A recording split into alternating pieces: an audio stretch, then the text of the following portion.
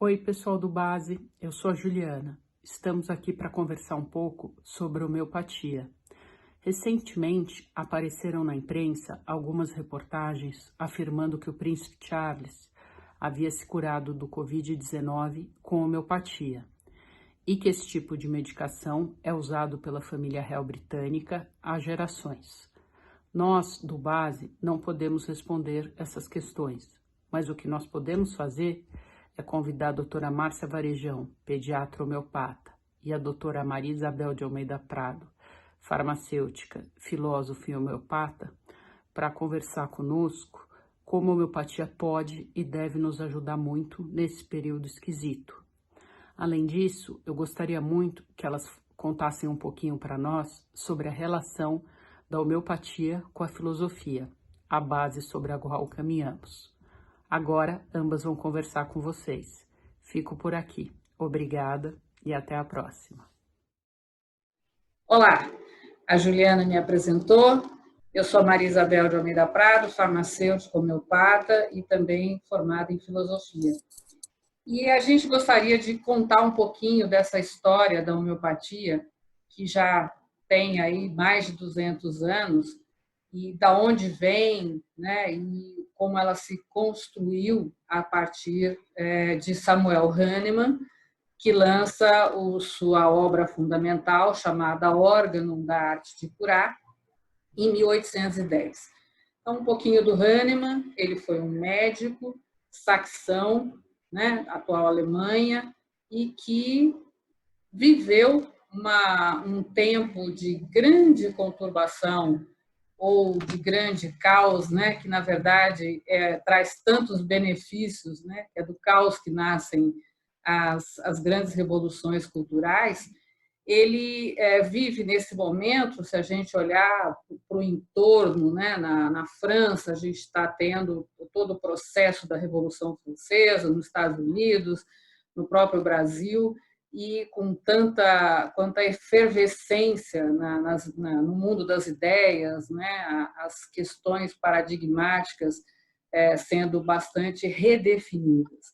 Então, Hahnemann foi um menino gênio que se formou em medicina, lançou para si o desafio de vencer a morte e viveu toda a frustração de um médico que não conseguia, com o instrumental medicamentoso que ele tinha naquela época, nem com as técnicas terapêuticas, evitar a morte de parentes, de amigos, o que, logicamente, acontece na história da profissão, mas que levou a buscar novos caminhos.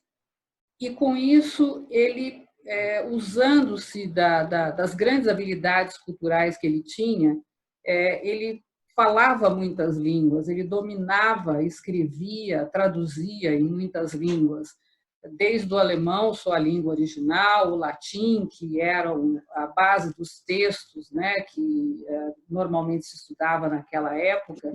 Ele conhecia o grego, o sânscrito, o francês, o inglês, enfim, e ele vai, através dessa sua habilidade e da sua curiosidade, né, buscar na história da própria medicina referências que trouxessem um melhor entendimento do que era, então, a prática possível da medicina, além daquela que ele tinha aprendido nas escolas. No estudo da biografia do Hahnemann, a gente vê uma passagem, talvez romanceada ou não, mas não importa, que ele procura um dos mestres dele para entender como que se escolhe um medicamento. E esse professor, que já era da segunda escola que ele fazia, ele começa estudando em Leipzig, depois ele vai para Viena, ele diz: olha, não se preocupe com isso, não. Nós vivemos o século da patologia, tá? Nós estamos aprendendo a definir as doenças, como tratá-las, né? Quer dizer, descobrir quais são os medicamentos que casam né, a indicação para aquela patologia é coisa do futuro. É quase que um conforme-se. Não tem solução para isso que você quer, não. E é óbvio, né? E quem tem aquele germezinho do não vou parar por aqui, não, vai atrás da solução. E ele, ao resgatar todo esse trajeto, né, do pensamento que o antecede, vivendo um momento em que, na própria medicina, alguns médicos já fazem uma coisa que hoje a gente vê tão normal, né, tão óbvia. A medicina era muito teórica, os médicos mal se aproximavam dos doentes. Tá? Enfim, a gente não vai ter tempo aqui hoje, mas a gente tem o espaço do base aí para falar disso durante outras apresentações. Mas os médicos, eles não conviviam o lado a lado do leito do paciente, né? A medicina era um pouco muito mais teórica do que ou a teoria e a prática não eram casadas dentro da mesma pessoa. E ele, ao resgatar essa história, fazendo, né, o caminho inverso de voo às origens, ele chega em Hipócrates e, de uma forma bastante inteligente, ele se questiona de por que a própria natureza, ao nos mostrar dois caminhos de cura, a humanidade traçou todo um trajeto em cima da utilização somente de uma das leis naturais de cura. Uma lei natural não foi criada por ninguém, né? Ela é observada, a natureza se manifesta assim. E ele via que tudo que ele utilizava era em função da lei dos contrários, os anti, né? Como nós conhecemos, os antitérmicos, anti-hemorrágicos, anti. E a lei dos semelhantes ficou meio que amortecida. Ela tinha alguns lances de retomada com alguns médicos durante a história. Muitas coisas são utilizadas até com base na lei da semelhança, mas estão misturadas ali no meio das que são usadas pela lei dos contrários. E ele resolve, através de uma experiência que ele tem com a quina, que de novo aparece na história da medicina, ele já tinha utilizado a quina para o tratamento da própria malária que ele vivenciou e que outros pacientes se beneficiavam, e ele resolve experimentar a quina sem estar doente. E ele desenvolve os sintomas da malária, muito semelhantes aos da malária. E ele dá aquela, né, repensada no mecanismo, porque quando esse professor que ele procura fala para ele que para uma doença ser associada a um medicamento, essa ponte é uma teoria.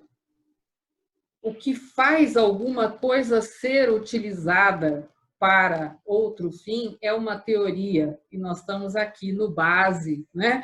Quer dizer, tem que ter um fundamento para isso. E eles não tinham, né? Então, ele descobre ali que ele podia fazer um link através de uma lei universal que já tinha sido apontada por Hipócrates lá atrás, no século V a.C., e que já vinha sendo utilizada, mas sem ter uma objetividade, um foco nisso.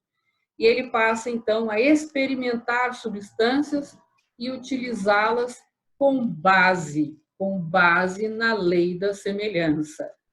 E, a partir dos efeitos que ele tem com a utilização de determinadas doses, ele passa, de forma também bastante espetacular e genial, a entender que esse organismo precisava de um estímulo mínimo para retomar aquele equilíbrio que tinha perdido e que era, então, caracterizado por uma patologia.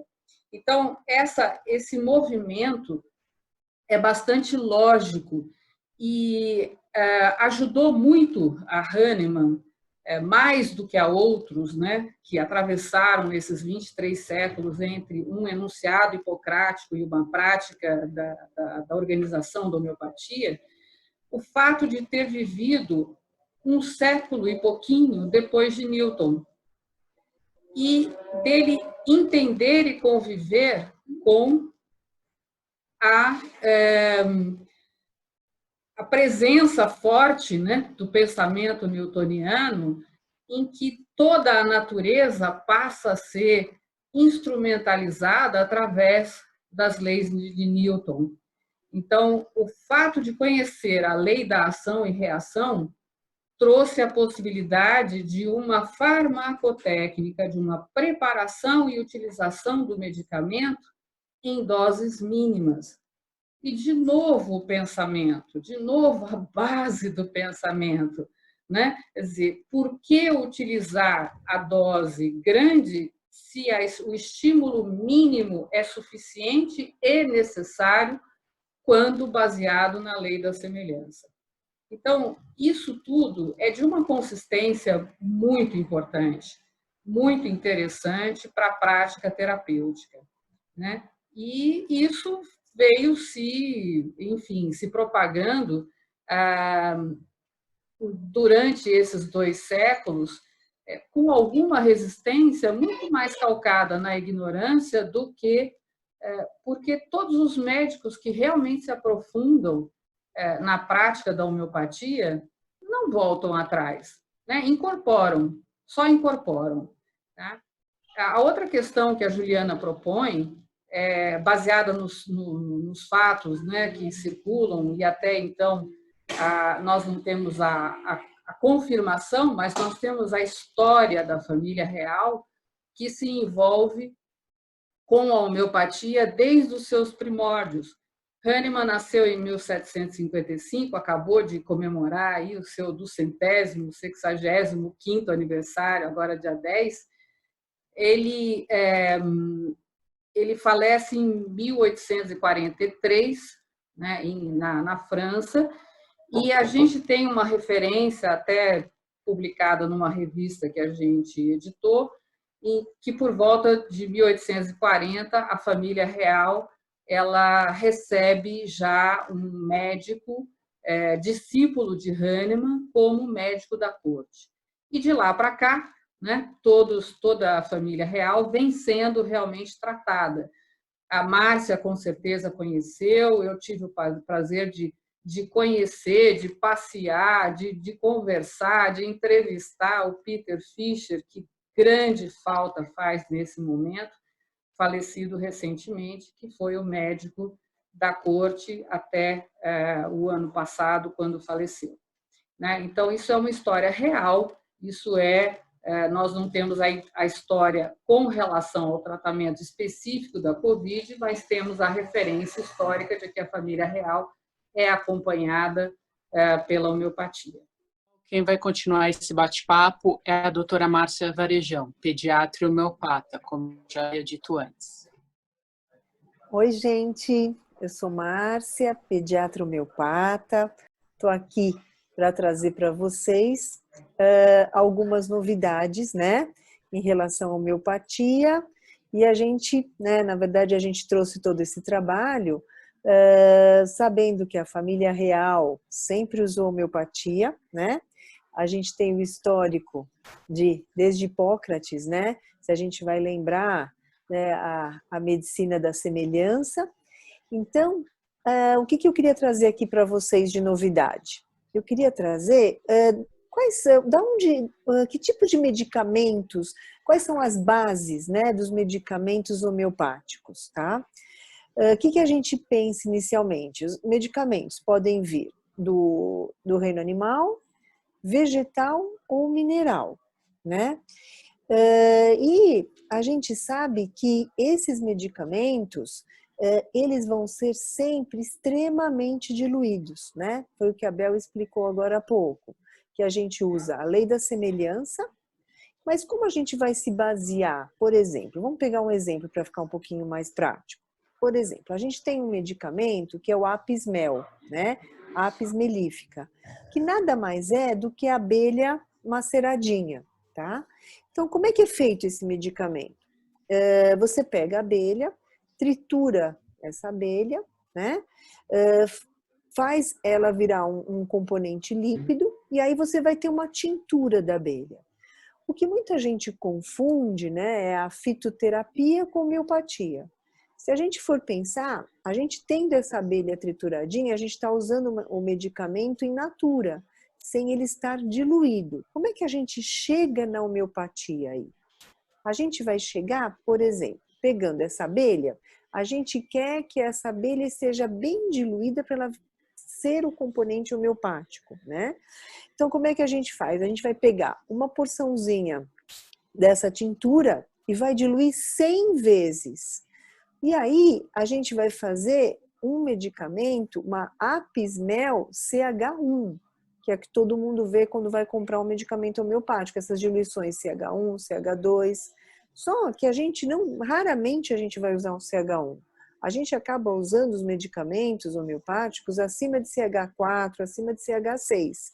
Então, vocês vão imaginar, se eu fiz um CH1, eu pego esse medicamento, eu vou diluir 100 vezes. Como é que eu vou fazer um CH2? Eu vou pegar uma parte desse CH1 e vou diluir de novo em mais 99 partes de uma solução hidroalcoólica para ele virar um CH2. Então, cada vez que eu aumento um CH, eu estou diluindo cada vez mais 100 vezes. E isso faz com que a gente pegue as bases de Hahnemann, pensando nas diluições, né? Quando a Bel explicou da quina, que ele usou a quina in natura e ele fez os sintomas da malária, essa quina é um medicamento usado hoje até para diarreias, para quadros intensos, extremamente diluído. Ele percebeu, né, na homeopatia, ele percebeu que se a gente diluir o medicamento, a gente vai ter a cura dos sintomas daquele paciente, tá? Então aí nós temos a semelhança. Só que o que a gente difere muito da fitoterapia é que a gente está usando medicamentos muito diluídos. Por isso, a gente consegue afirmar que a gente dificilmente vai ter um efeito colateral dos medicamentos, né? Então, mostra que a gente está usando uma medicina muito segura, né?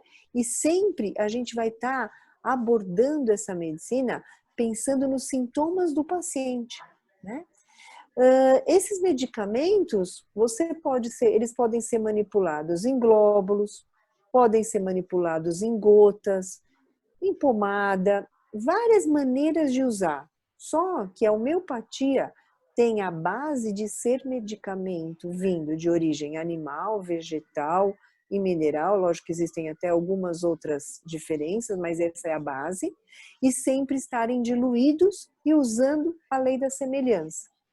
E quando a gente prescreve um medicamento, esse medicamento foi estudado, ele foi experimentado, né, em indivíduos sadios, e esses indivíduos foram catalogados todos os sintomas desses indivíduos para que a gente tenha a certeza de estar dando o melhor para o nosso paciente, tá?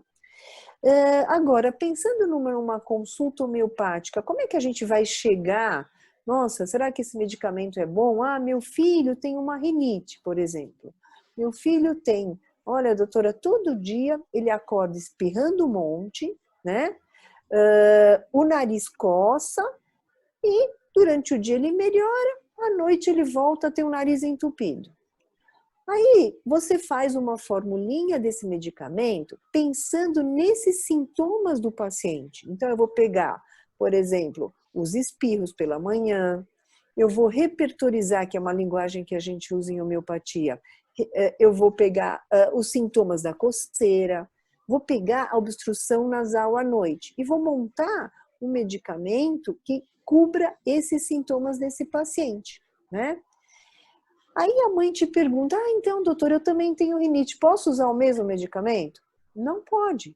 Por quê? Porque na consulta homeopática, eu fiz um medicamento para o seu filho com esses sintomas. Por exemplo, essa mesma mãe, eu tenho coceira na garganta, eu coço o ouvido, eu tô com o olho toda hora coçando, né?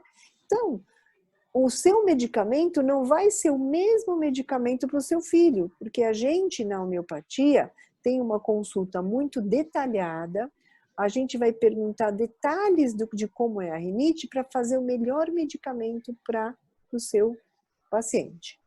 Por isso, quando a gente fala em homeopatia, a gente faz uma consulta muito abrangente, né? A gente não vai perguntar só rinite, igual a gente faz na alopatia, eu dou esse medicamento, eu dou um anti-histamínico, eu dou um antialérgico.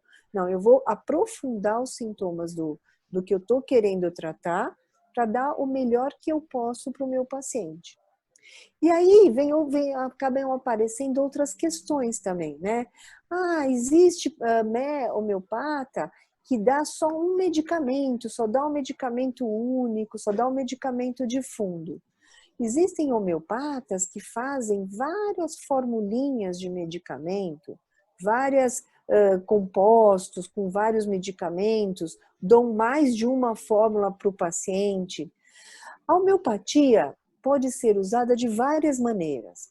E você, quando faz uma consulta homeopática, você vai ver o que de melhor você tem para oferecer para o seu paciente. Então, se eu percebo durante a consulta, eu faço uma história detalhada, eu pergunto não só a parte física, eu acabo abordando a parte comportamental. Eu pergunto para o meu paciente como é que é a noite dele, qual é a dificuldade de sono, se ele tem ou não. Na parte alimentar, por exemplo, eu chego para ele e pergunto quais são as suas preferências alimentares, o que você gosta de comer. Eu pergunto também, tem algum alimento que você percebe que não faz bem para a sua digestão? Na questão urinária, se ele já teve algum problema, se ele tem alguma dificuldade, se ele é um indivíduo que tem mais sede ou não. Então, as questões que a gente aborda são mais profundas e mais detalhadas. E com isso, eu posso tentar encontrar um medicamento que a gente chama de fundo único, cobrindo todo o indivíduo, desde comportamento, cobrindo a parte física, cobrindo a parte mental, inclusive a parte social, a sociabilização dele, né? E eu posso dar um medicamento para ele, um único medicamento. Só que eu percebi que, além disso, por exemplo, no exemplo que eu dei da criança que tem a rinite, eu posso aprofundar a rinite e montar uma formulinha com componentes que eu cubra esse paciente a nível da rinite. Então, eu posso dar um medicamento de fundo, mais um medicamento para o quadro que eu quero tratar. Então, não existe estar errado. Eu tenho que avaliar cada paciente, né? Por isso as consultas não são consultas rápidas, são consultas muito observacionais, consultas que a gente também pega a história muito detalhada, o exame físico detalhado, para que eu consiga abordar da melhor maneira possível tratar esse meu paciente, né? Prosseguindo agora, para a gente poder entender um pouquinho melhor, então, numa consulta homeopática, você pode ter na sua prescrição um medicamento único, como você pode ter o medicamento que cobre os sintomas do seu paciente que ele veio te procurar, a causa atual, e ao mesmo tempo eu posso ter ainda outros medicamentos, eu posso avaliar a história de vida desse paciente. Então, por exemplo, esse meu paciente que veio no consultório com rinite, né? Ele tem 5 anos. Eu avaliando, por exemplo, a história dele, quando ele era bebê, ele teve vários quadros de bronquiolite, ele teve um quadro de dermatite atópica, de eczema atópico. Então, eu pegando toda a história desse meu paciente, eu ainda vou conseguir mais um medicamento de prevenção para ajudá-lo no sentido dele se sentir melhor e ele conseguir equilibrar o organismo, pensando que essa rinite faz parte da história de vida dele, né? E com isso, a gente consegue, na homeopatia, usar medicamentos que trabalham a imunidade, medicamentos que trabalham a prevenção, né? E abre um leque enorme, né? Para a gente poder pensar em outras situações, né? Para até falar um pouquinho da minha história, né? Eu, quando me apaixonei pela homeopatia, isso há mais de 25 anos, né? O porquê que eu procurei homeopatia foi justamente pensando na prevenção, né? E hoje, tudo que a gente faz, desde alimentação, saúde mental, exercício, a homeopatia também faz parte de ajudar-nos nessa prevenção. Márcia, eu queria que a gente colocasse um pouquinho, né, nesses tempos tão difíceis aqui que nós estamos vivendo, a pandemia, renasce toda uma questão sobre a possibilidade da homeopatia diante de uma pandemia como essa, e resgatar, então, a informação que a gente tem da literatura de que Hahnemann também, apesar da homeopatia falar sempre da individualidade, ele trata uma pandemia, uma epidemia, na verdade, né, com um medicamento homeopático, em que, na verdade, ele individualiza a própria doença, né, a sua manifestação, como a gente tem hoje o hábito de, o conhecimento, por exemplo, das epidemias gripais, que praticamente repetem os mesmos sintomas em vários pacientes, o que nos permite individualizar aquilo que nós passamos a chamar de gênio epidêmico, né? E eu queria que você trabalhasse um pouquinho isso, justamente o conceito e o momento, para a gente contribuir, né, nesse momento com essa nossa potencialidade da homeopatia. Né?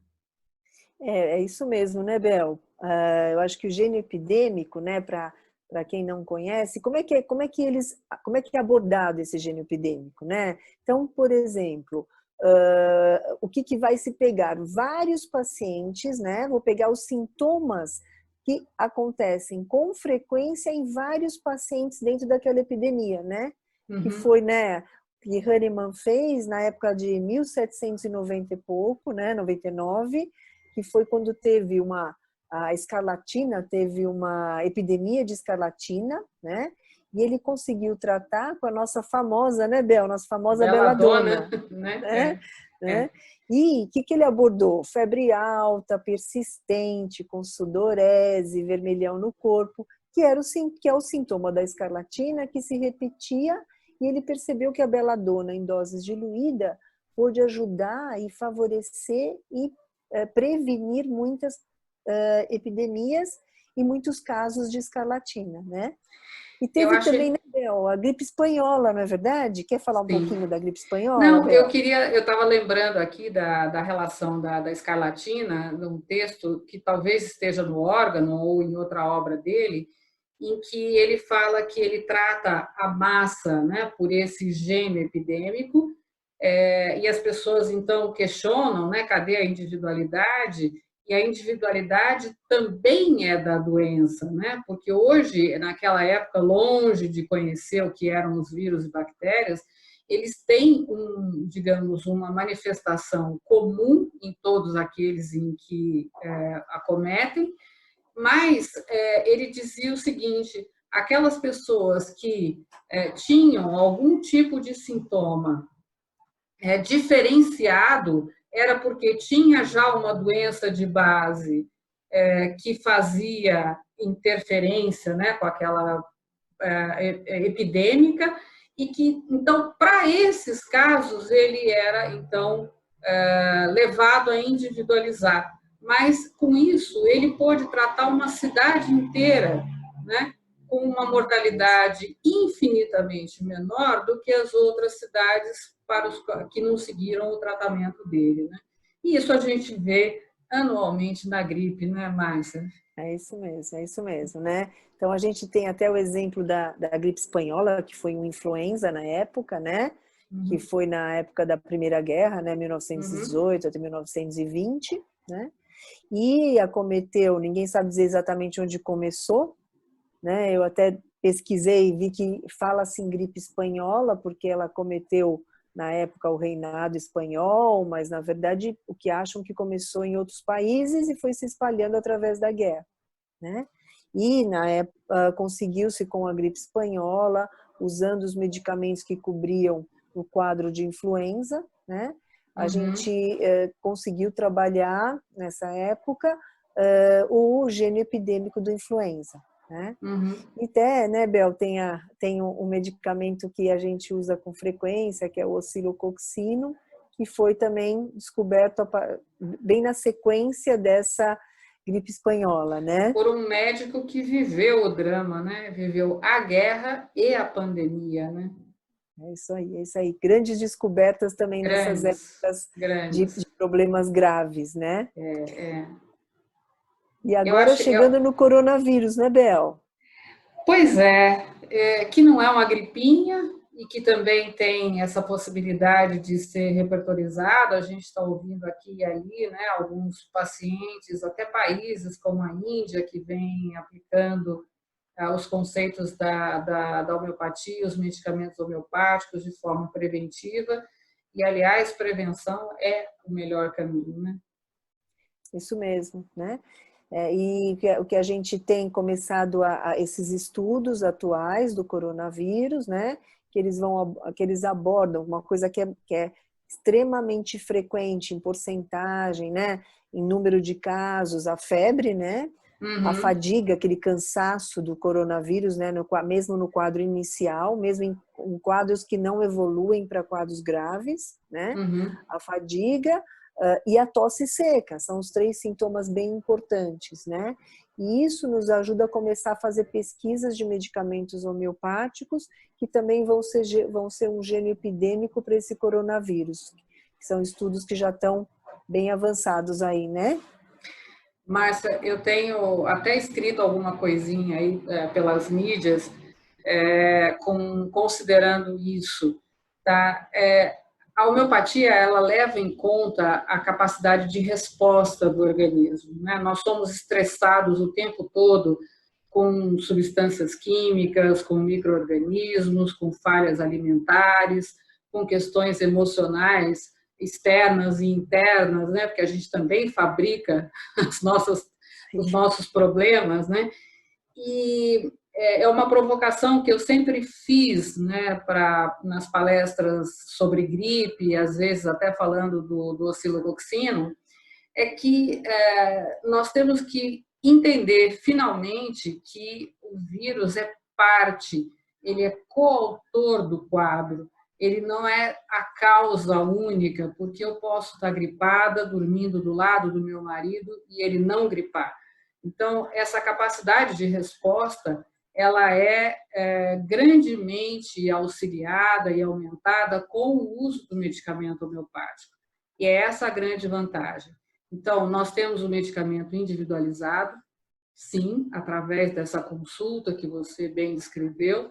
Nós temos o medicamento do gênio epidêmico, que de forma até maciça ou para as grandes massas, né, ele pode gerar uma manifestação quase que, sei lá, subclínica ou diminuída, reduzida do quadro, né? E, de toda forma, eu acho que a grande questão hoje é sobre a questão do isolamento, do confinamento, enfim, e o que a gente tem que ter hoje, no meu entender, é a responsabilidade de saber que eu posso estar bem para receber o corona e me sair bem dela, mas eu não sei quem está do meu lado se vai ter essa mesma situação. Então, a grande responsabilidade é, sim, de fica em casa, É né? isso aí. E não, se você se sai bem, pensa no seu vizinho, pensa nos seus entes queridos, pensa na humanidade, né, como sendo irmã, tá? Como sendo a nossa vovó querida, como sendo a nossa tia, a nossa mãe. Fica em casa para você contribuir para a não disseminação desse que está sendo o nosso grande terror. É isso mesmo, né, Bel? Eu acho que é bem por aí que prevenção, né, em qualquer especialidade, em qualquer momento, né? Higienização, ficar em casa, usar a máscara, né? E a nossa homeopatia, né, Bel, faz parte dessa Opa, prevenção, né? que Então, foi o que, potencial ela tem, né, né? que você colocou, né? Por que que eu, por exemplo, alguém, né? Eu, por exemplo, vou ter o coronavírus. E por que a minha irmã, que vive comigo, por exemplo, não teria o quadro? Ninguém Uhum. sabe que vai ter.